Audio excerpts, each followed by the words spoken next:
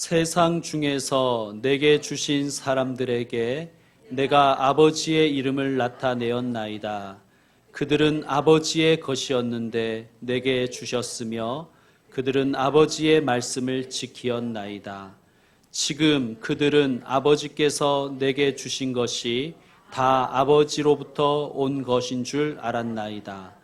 나는 아버지께서 내게 주신 말씀들을 그들에게 주었사오며 그들은 이것을 받고 내가 아버지께로부터 나온 줄을 참으로 아오며 아버지께서 나를 보내신 줄도 믿었사옵나이다. 아멘.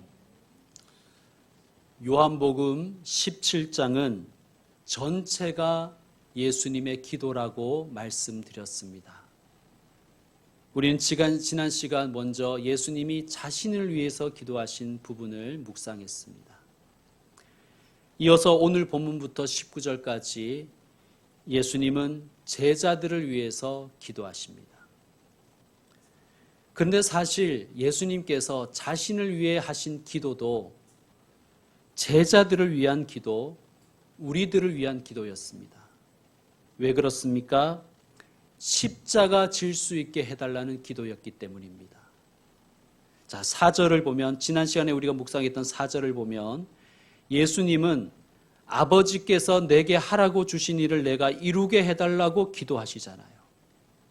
아버지께서 내게 주신 일을, 내게 하라고 주신 일을 내가 이룰 수 있게 해주십시오.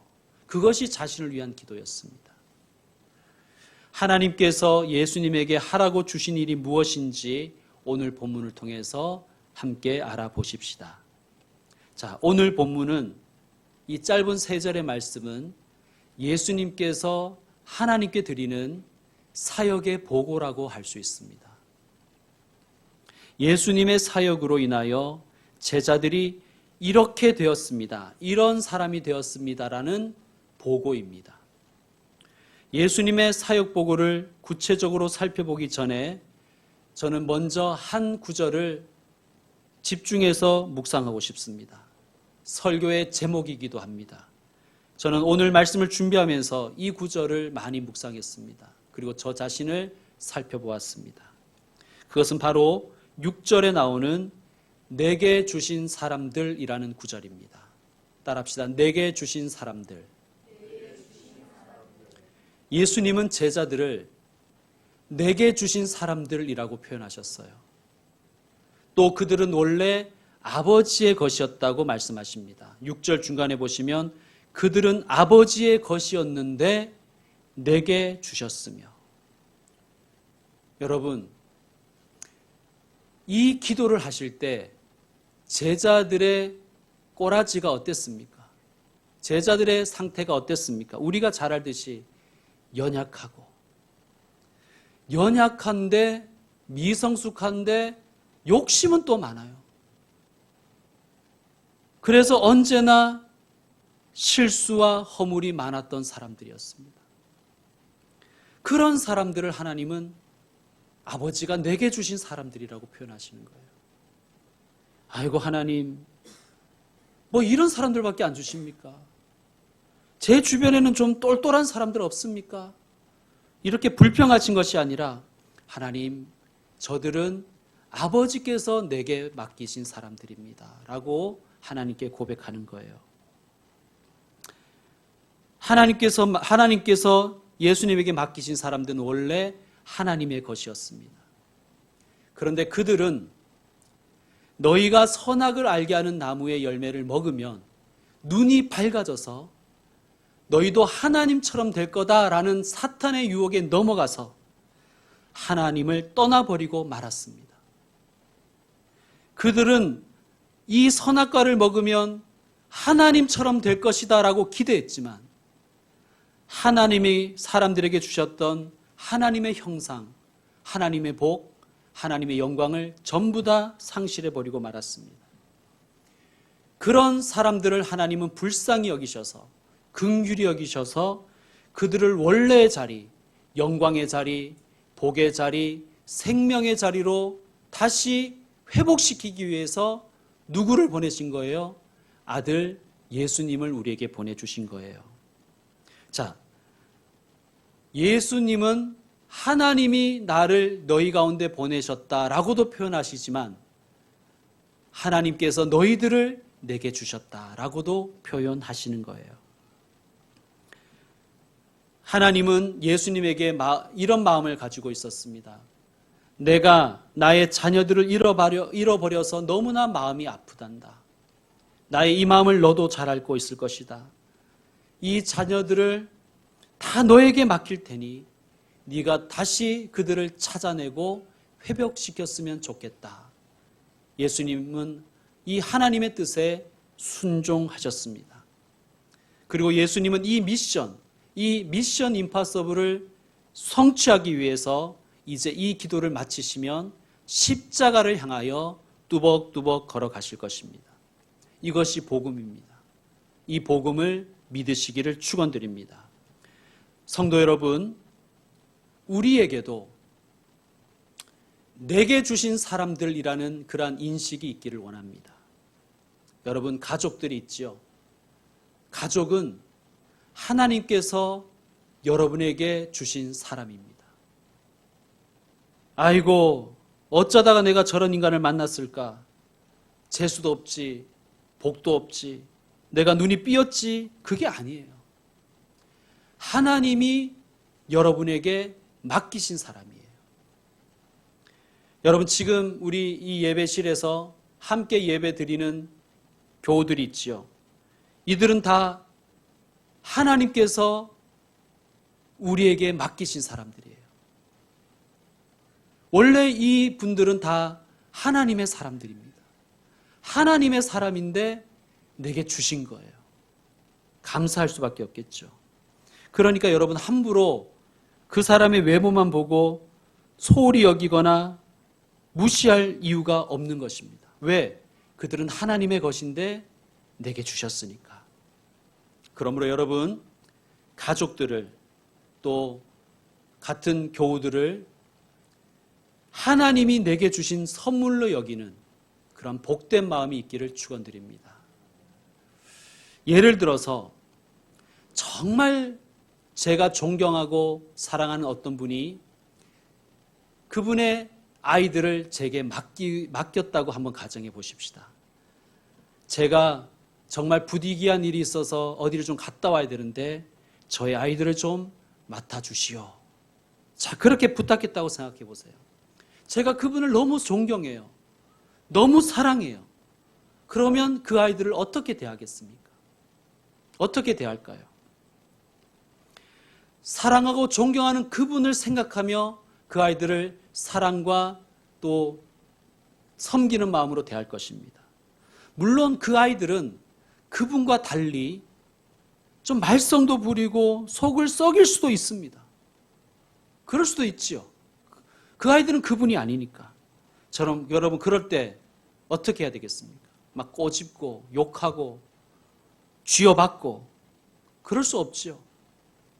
물론 때에 따라서는 그러지 마라, 서로 싸우면 안 된다, 사랑으로 야단칠 수도 있지만 잘 참고 보듬고 먹이고 잘 키워야 되겠죠. 그것이 맡은 자가 할 일입니다. 왜? 누가 맡기셨기 때문에 내가 사랑하고 내가 너무나 존경하는 분이 나에게 맡기셨으니까. 교우 여러분, 가족들, 그리고 우리 교우들은 하나님께서 여러분에게 맡기신 사람들입니다. 가정이라는 공동체, 교회라는 공동체에 대해서 새롭게 인식하시는 복된 시간 되기를 축원드립니다. 그러니까 이것을 우리가 알게 되고 이것을 정말 인정하면요, 가정에서는 물론 내가 쉬고 회복하고 안식하는 것 중요합니다. 그런데 그것만 생각하지 않을 것입니다. 하나님이 내게 주신 사람이라고 생각한다면 그도 회복하고 안식할 수 있도록 내가 기댈 수 있는 벽이 되어주리라. 안전한 담과 울타리가 되어주리라 결심하지 않겠습니까? 그리고 실천하지 않겠습니까? 교회도 마찬가지예요. 먼저 나 자신이 교회에 와서 은혜 받고 감동받는 것 좋습니다. 그래야 되죠. 그런 마음이 있어야 되죠. 그런데 하나님께서 내게 맡기신 교우들이 있는 거예요. 내게 맡기신 사람들이 있는데 그들도 은혜 받을 수 있도록 내가 기댈 벽이 되어주겠다. 내가 안전한 담과 울타리가 되어주겠다. 결단하고 실천하는 것, 주님이 기뻐하시지 않겠습니까? 우리 서로가 벽과 담과 울타리가 되어서 함께 은혜 받고 함께 치유받고 함께 회복되고 온전케 되는데 힘과 에너지를 쏟으십시다. 그런 성도들의 가정, 그런 우리 교회 되기를 축원드립니다. 자, 오늘 본문 6절에서 8절은 일종의 예수님의 사역 보고라고 말씀드렸지요. 예수님은 자신이 하신 일과 그 결과를 세 가지로 말씀하셨어요. 첫째는 6절 뒷부분에 있습니다. 그들은 아버지의 말씀을 지키었나이다. 두 번째는 7절 전체입니다. 지금 그들은 아버지께서 내게 주신 것이 다 아버지께로부터 온 것인 줄 알았나이다. 세 번째는 8절 뒷부분에 있어요. 나를 보내신 줄도 믿었사옵나이다. 자, 예수님은 자신의 사역으로 인한 결과를 세 가지로 말씀하십니다. 말씀을 지켰고 알았고 믿었습니다. 따라합시다. 지키고 알았고 믿었다. 이것이 예수님의 핵심 사역이었어요. 그리고 그 사역의 결과들이었어요. 첫째, 예수님은 제자들이 아버지의 말씀을 지킬 수 있도록 해주셨습니다. 자, 6절을 보면 예수님은 자신이 아버지의 이름을 나타내었나이다 라고 하시지요. 아버지의 이름을 나타내었다라는 말은 예수님이 말씀을 하시거나 기적을 베푸시고 이런 모든 사역을 하실 때 자기 힘으로 하지 않으셨다는 뜻이에요. 자기 힘으로 하는 척도 하지 않으셨다는 뜻입니다. 8절에 보면 나는 아버지께서 내게 주신 말씀들을 그들에게 주었다라고 하시죠. 즉 예수님은 하나님 아버지께서 내게 주신 말씀만 전했다고 말씀하시는 거예요. 왜냐하면 예수님은 오직 하나님만 영광 받으시기를 원하셨기 때문입니다.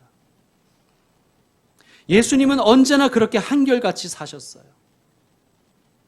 1절에도 보면 예수님은 하나님께 이렇게 기도하셨습니다. 나를 영화롭게 하십시오. 자칫하면 오해가 될 수 있는데 왜 나를 영화롭게 해달라고 기도하셨냐 하면 내가 아버지를 영화롭게 해드리기 위해서 나를 영화롭게 하시옵소서라고 기도하신 거예요.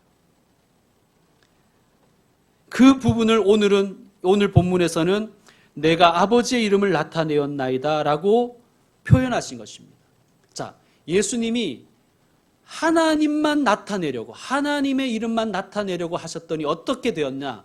어떤 사람들이 생겼냐 하면 하나님의 말씀을 지키는 사람들이 생겼다는 거예요. 여러분, 저는 이것이 중요합니다. 목사가 자칫하면 이렇게 생각할 수 있어요. 하나님, 나에게 푹 빠진 사람들이 이렇게 많이 모였네요. 저의 설교의 매력에 흠뻑 빠진 사람들이 이렇게 많이 모여서 큰 무리를 이루게 하신 것 감사합니다. 이렇게 되기가 쉬워요. 여러분, 하나님께서 우리 김포평강교회에 몇 명이나 보내실지 모르겠지만 그 수가 많든 적든 몇 명이든 그들은 모두 하나님의 사람들입니다. 제일 중요한 교회 사역이 뭘까요? 하나님의 말씀을 지키게 하는 것입니다. 하나님의 말씀을 지키는 사람이 되는 것이 교회의 가장 핵심 사역이어야 합니다. 여러분, 우리가 꿈꿔야 될 교회는 큰 교회가 아니에요. 우리가 하나님께 소망해야 할 것은 큰 교회 되기가 아니에요. 우리가 소망해야 될 것은 우리 모두가 하나님의 말씀을 지키는 사람이 되는 것인 것. 그것이 우리가 소망해야 되는 것입니다. 그리고 더 나아가서 나의 기도와 사역함으로 인해서 다른 교우들이 말씀을 지키고 말씀을 지키게 하는 사역에 동참하게 하는 것, 그것이 우리가 해야 될 일입니다. 여러분, 말씀을 지키고 여러분, 우리가 먼저 말씀을 지키는 자가 되고 다른 사람이 말씀을 지킬 수 있도록 도와주는 이 귀한 사역에 모두 동참하시는 복된 분들 되시기를 축원드립니다. 예수님의 두 번째 사역이 7절에 나옵니다. 여러분 7절을 한번 읽어주세요. 7절 시작.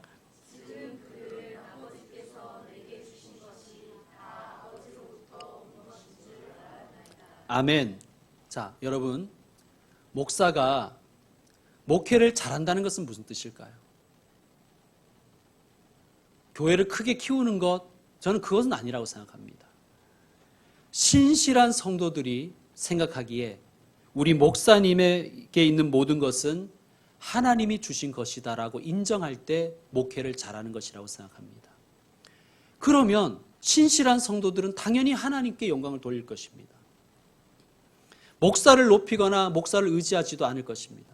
그러나 동시에 목사가 선포하는 하나님의 말씀을 진심으로 아멘하며 하나님께 순종할 것입니다. 허투루 듣거나 아이 저건 목사 혼자 생각이지 라고 생각하지도 않고 내가 듣고 싶은 것만 들으라 하지도 않고 목사님을 통해서 주시는 말씀은 하나님의 말씀이다 인정하며 들을 것입니다. 물론 예수님의 말씀을 들은 사람 중에도 예수가 귀신 들려 저런 소리를 한다고 비난하고 예수님을 거부한 사람들도 있었죠. 여러분, 거절당한다는 것이 그분의 말씀이 옳지 않았다는 뜻이 아닙니다. 저도 예수님처럼 제게 주신 것이 다 하나님으로부터 온 말씀이기를 언제나 기도합니다. 물론 어쩔 수 없이 부족한 자를 통과하는 설교가 나올 때도 있지만 그래도 설교자가 진실할수록 영이 가난할수록 비워질수록 사람보다 하나님이 더 잘 드러나리라 저는 믿습니다. 물론 아직 저는 그 경지에 이르지 못했습니다. 그러니 계속해서 정진하겠습니다. 제가 계속 하나님 가까이 나아갈 수 있도록 기도해 주시고 도와주십시오. 여러분. 저의 한계가 하나님의 말씀의 한계가 되어서는 안 되지 않습니까? 제가 계속해서 정진해 나갈 수 있도록 여러분 동력해 주시기를 부탁드립니다. 그래서 목사가 늘 환영받을 만한 말씀만 전하는 것이 아니라 거절당하더라도 오해받더라도 때로는 하나님의 단호한 말씀을 선포하고 또 때로는 하나님의 자비로운 말씀도 전하여 위로의 설교자도 될 수 있도록 기도해 주셔야 됩니다. 자, 예수님의 세 번째 사역은 이렇습니다. 8절을 함께 읽습니다. 8절 시작. 나는 아버지께서 내게 주신 말씀들을 그들에게 주었사오며 그들은 이것을 받고 내가 아버지께로부터 나온 줄을 참으로 아오며 아버지께서 나를 보내신 줄도 믿었사옵나이다. 아멘. 자, 예수님이 하나님께 받은 말씀만 전하신 결과가 어떻다는 거예요? 제자들은 예수님이 누구신지 알고 예수님을 믿었다고 예수님이 보고하시는 거예요. 물론 우리는 알고 있습니다. 이 제자들의 알미 완전한 알면 아닌 것을 우리가 알고 있지 않습니까? 제자들은 예수님이 하나님으로부터 온 분이신 건 알았어요. 그러나 예수님이 하나님이시라는 그 진리는 몰랐습니다. 제자들의 믿음이 온전한 믿음이 아니었다는 것 우리가 알고 있지 않습니까? 제자들은 예수님이 메시아이신 것은 믿었지만 십자가 지시는 메시아라는 것은 믿지 못한 거예요. 자, 이렇게 부족한 지식과 불완전한 신앙이었습니다. 그런데 예수님이 그런 부족하고 불완전한 지식과 신앙의 사람들을 하나님의 사람으로, 믿는 사람으로 인정해 주신다는 것이 중요한 거예요. 여러분, 꼭 100점짜리일 필요는 없습니다. 100점을 향하여 나아가는 것이 중요한 거예요. 그럴 때 하나님은 우리를 믿음의 사람으로 인정해 주시는 거예요. 여러분, 하나님이 우리의 이 불완전한 지식, 불완전한 믿음도 받으시고 우리를 하나님의 자녀로 인정해 주시잖아요. 이게 놀라운 은혜가 아니겠습니까? 여러분, 우리도 여전히 삶 속에서 예수님을 부인할 때가 얼마나 많습니까? 그냥 누가 나 예수 믿는 거 알까봐 식사 기도도 제대로 하지도 않지 않습니까? 교회 다니는 것도 절대로 밝히지 않지 않습니까? 여러분, 우리는 그런 불완전한 지식과 신앙의 사람들인데도 하나님은 그래도 우리를 하나님의 자녀로 인정해 주시는 거예요. 하나님께 우리가 감사할 수밖에 없는 것입니다. 그러므로 여러분, 다른 교우들이나 가족이나 자녀들에게 신앙을 적극적으로 권면하시되 하나님보다는 조금 덜 엄격하시길 바랍니다. 하나님께서 넓은 품으로 우리를 이해하고 받아주셨듯이, 기다려주셨듯이 우리도 가족을 또 교우들을 기다려줘야 됩니다. 하나님이 기다려주시는 영혼에게 너무 혹독한 잣들을 들이대면서 뭐 믿음이 있느니 없느니 그런 소리 하지 마십시오. 판단은 하나님이 하십니다. 하나님께 판단을 맡기고 나는 기다려주는 것입니다. 나는 기다려주는 거예요. 물론 제자들의 믿음에 한계가 있었지요. 그러나 예수님은 제자들을 긴 호흡으로 바라보셨어요. 실망하지 않고 오직 자신에게 주신 하나님의 말씀만 전하셨고 겸손과 사랑으로 제자들을 사랑해 주셨습니다. 그 결과 어떻게 되었어요? 그 부족했던 제자들이, 그 말도 안 되던 제자들이 온전한 믿음의 사람이 되어가는 거예요. 십자가 예수님 달리셨을 때 다 도망쳐버렸던 제자들이 성령을 받았습니다. 그리고는 땅끝까지 가서 예수님의 제자가 되고 순교하는 하나님의 종들이 되었습니다. 여러분, 우리도 이 점을 명심하십시다. 나도 그렇게 될 수가 있고 내 옆에 있는 사람도 그렇게 될 수 있는 것입니다. 하나님이 사랑하시는 사람을 우리도 인정하고 저 사람 내게 주신 사람이라 인정하고 지키고 알고 믿도록 도와주리라. 그런 마음으로 신앙하시면 좋겠습니다. 이제 말씀 마무리하겠습니다. 여러분, 내게 주신 사람이라는 예수님의 생각이 우리의 생각 되기를 원합니다. 그 마음이 우리의 마음 되기를 원합니다. 지키고 알게 하고 믿게 하는 이 예수님의 사역이 나의 사역이 되었으면 좋겠습니다. 여러분, 우리가 이제 우리 교회가 예수님이 지키고 알게 하고 믿게 하는 그 예수님의 사역을 우리 교회, 나의 사역으로 받아들일 때가 되었지 않습니까? 이거 목사님의 사역이야, 이거 전도사님의 사역이라고 그냥 맡겨버리지 말고, 그냥 외면해버리지 말고, 이거 내게 주신 사역이야, 이거 우리 교회가 할 일이야, 그렇게 생각하고 함께 참여해야 되지 않겠습니까? 여러분, 가족들, 사회에서 만나는 사람들, 그리고 교회의 교우들을 내게 주신 사람들로 바라보십시오. 그들에게 기댈 벽과 담과 울타리가 되어 주십시오.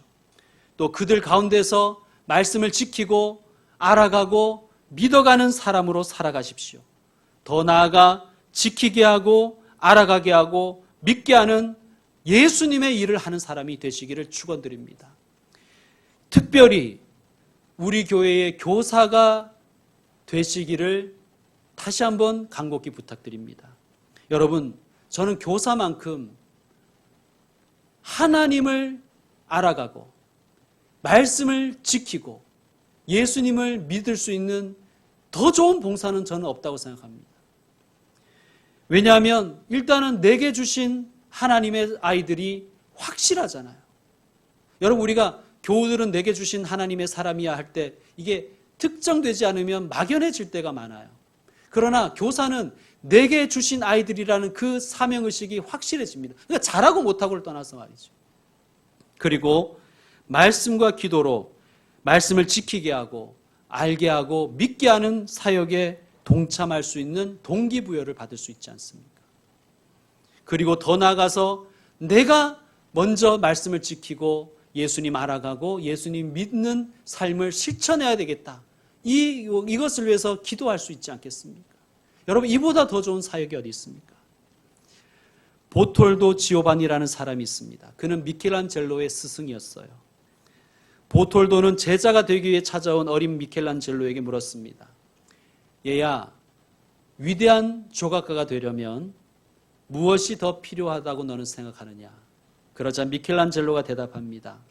저에게 있는 재능과 기술을 열심히 갈고 닦아야 합니다. 이 대답을 들은 보톨도는 너의 기술만으로는 안 된다.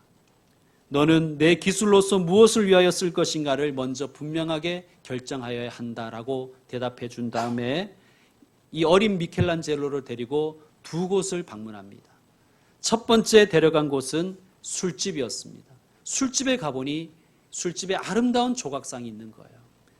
어린 미켈란젤로가 감탄합니다. 스승님, 여기에 아름다운 조각이 있어요. 보톨도가 대답합니다. 이 조각 아름답지. 그런데 이 조각은 조각가가 술집을 위해서 만든 거야. 술집을 위해서 사람들이 술을 더 많이 마시게 하기 위해서 조각가는 자신의 기술과 재능을 사용했지. 보톨도는 다시 어린 미켈란젤로의 손을 잡고 한 성당으로 갔습니다. 거기에도 아름다운 조각상이 있는 거예요.